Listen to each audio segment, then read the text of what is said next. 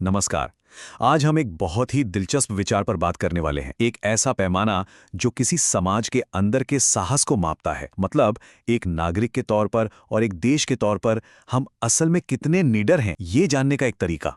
तो चलिए मैं सीधे एक सवाल से ही शुरू करता हूं। सोचिए, अगर आपसे पूछा जाए कि आप खुद को इस निर्भीकता के पैमाने पर कहां पाते हैं, तो इसका क्या जवाब होगा? और ये सवाल सिर्फ ऐसे ही नहीं है, इसी पर हमारी पूरी बात टिकी हुई है। आज हम इसे 5 हिस्सों में समझेंगे। सबसे पहले तो ये जानेंगे कि आखिर ये निर्भीकता का पैमाना है क्या भला। फिर सरकार और समाज में डर के कुछ उदाहरण देखेंगे। फिर बात होगी कि सिस्टम के अंदर दमन कैसे काम करता है। इसका जवाब हम गांधी के विचारों में ढूंढने की कोशिश करेंगे। और आखिर में एक सवाल के साथ इस बात को खत्म करेंगे। तो चलिए पहले हिस्से से शुरू करते हैं। ये निर्भीकता का पैमाना आखिर है क्या चीज और इसकी हमें जरूरत ही क्यों है? देखिए, ये एक तरह का थ्योरेटिकल टूल है, एक काल्पनिक पैमाना, जिससे ये पता लगाया जा सकता है कि किसी देश के लोग और वहां की संस्थाएं, जैसे कि अदालतें या मीडिया, अन्याय के सामने कितनी हिम्मत दिखाते हैं और दबाव पड़ने पर कितना झुक जाते हैं। सच कहूं तो इसी से ये पता चलता है कि किसी भी डेमोक्रेसी की नींव कितनी मजबूत है। अब इस स्लाइड में जो बात है वो बहुत दिलचस्प है। इस पैमाने के ना दो छोर हैं। एक तरफ है निर्भीकता, यानी जो गलत हो रहा है उसके खिलाफ आवाज उठाना, और दूसरी तरफ है दब्बूपन, मतलब सब कुछ जानते बूझते हुए भी चुप रह जाना। लेकिन इन दोनों के बीच में जो चीज है वो है भीड़। भीड़ एक ऐसा सोशल प्रेशर है जो अकेले खड़े होने की हिम्मत को खत्म कर देती है। ये वो ताकत है जो एक निडर इंसान को भी खामोश कर सकती है और एक दब्बू इंसान को झूठे साहस का एहसास करा सकती है। चलिए अब आगे बढ़ते हैं और देखते हैं कि ये डर असल जिंदगी में दिखता कैसा है। हम दो बहुत अलग अलग लेकिन कहीं ना कहीं जुड़े हुए उदाहरणों पर नजर डालेंगे, एक नेशनल लेवल पर और एक बिल्कुल जमीनी हकीकत। तो पहला मामला देखते हैं इंटरनेशनल लेवल का। जब अमेरिका के पूर्व राष्ट्रपति डोनाल्ड ट्रंप ने नेटो जैसे संगठनों पर कुछ विवादित बयान दिए थे, तो दुनिया के कई बड़े देश उस पर अपनी राय रख रहे थे। लेकिन भारत की तरफ से एक अजीब सी खामोशी थी। लेखक संजय बारू के मुताबिक ये एक बड़ा मौका था जब भारत गुटनिरपेक्ष आंदोलन के लीडर के तौर पर अपनी आवाज बुलंद कर सकता था। उनका कहना है कि एक जमाना था जब ऐसा भाषण भारत का प्रधानमंत्री देता, लेकिन वो मौका हमारे हाथ से फिसल गया। और भारत की ये चुप्पी और भी ज्यादा खलती है जब हम देखते हैं कि दुनिया के दूसरे देश चुप नहीं थे। कनाडा, फ्रांस, ब्रिटेन और यहाँ तक कि चीन और रूस ने भी ट्रंप के बयानों पर प्रतिक्रिया दी थी। इस लिस्ट से भारत का गायब होना एक चिंताजनक तस्वीर पेश करता है। अब चलिए इंटरनेशनल पॉलिटिक्स से उतरकर सीधे चलते हैं देश के गांव में। ओडिशा में पादरी बिपिन बिहारी नायक के घर पर एक भीड़ हमला कर देती है।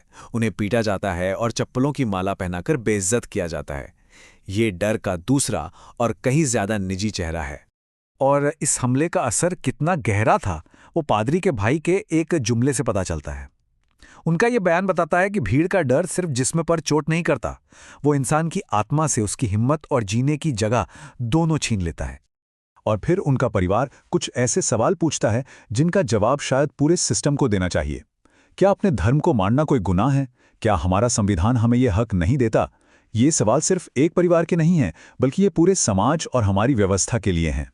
तो ये डर सिर्फ आम लोगों तक ही सीमित नहीं है, ये जहर उन संस्थाओं में भी घुस चुका है जिनका काम हमारी रक्षा करना है, जैसे कि हमारी न्यायपालिका और पत्रकारिता। ये स्लाइड एक बहुत ही परेशान करने वाला पैटर्न दिखाती है।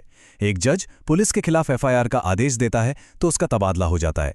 कोई दूसरा जज एक बड़ी कॉरपोरेट कंपनी पर जुर्माना लगाता है तो उसका भी तबादला कर दिया जाता है।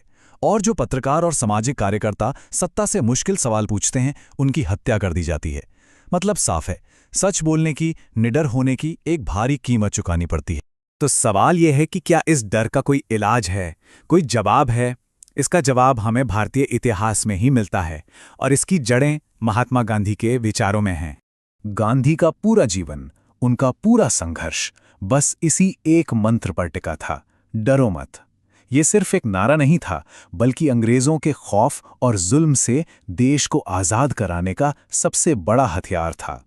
और गांधी ने डर से लड़ने के लिए हमें सिर्फ एक नारा नहीं दिया, बल्कि 3 ठोस हथियार दिए हैं। पहला, ईश्वर अल्लाह तेरो नाम का विचार, जो हमें मजहब के नाम पर बंटने से रोकता है। दूसरा, टैगोर का गीत एकला चलो रे, जो अकेले खड़े होने की हिम्मत देता है। और तीसरा, नरसिंह मेहता का भजन, जो हमें दूसरों के दर्द को अपना दर्द समझने की प्रेरणा देता है। ये सिर्फ शब्द नहीं है, ये साहस पैदा करने के औजार हैं। तो सबसे जरूरी बात यह है कि गांधी के इन विचारों का आज के लोकतंत्र में क्या मतलब है। प्रोफेसर मनोज झा इसे बहुत अच्छे से समझाते हैं। वो कहते हैं कि डेमोक्रेसी का मतलब सिर्फ सरकार की हर बात में हाँ मिलाना नहीं है, बल्कि असहमति जताना, विरोध करना, सवाल पूछना, ये एक संवैधानिक सिद्धांत है। ये लोकतंत्र की कोई कमी नहीं, बल्कि उसकी जान है, उसकी आत्मा है। तो इन सभी बातों के बाद घूम फिर कर हम वापस उसी पैमाने पर आ जाते हैं जहां से हमने ये पूरी बात शुरू की थी, ये समझने के लिए कि एक समाज के तौर पर आज हम खुद को कहाँ पाते हैं। आखिर में सवाल बस इतना सा है, जब पादरी पर हमला करने वाली वो भीड़ अपना काम कर रही थी, तब हम कहाँ खड़े थे?